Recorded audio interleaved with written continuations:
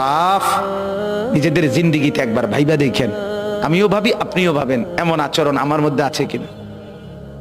3 দিন ধরে যে বাড়িতে মেয়ের বিয়েতে ছেলের বিয়েতে যে ডেকসেট বাজাইলেন, কারে খুশি করার জন্য?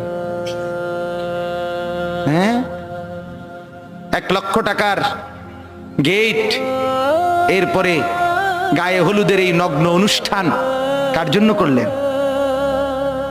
বেড়া বেড়ি সব, যুবক যুবতী সব একই মাইক্রো প্রাইভেট কারের ভিতরে যাতাযাতি করে বহাইয়া একখান থেকে একখানে নিলেন, কার জন্য?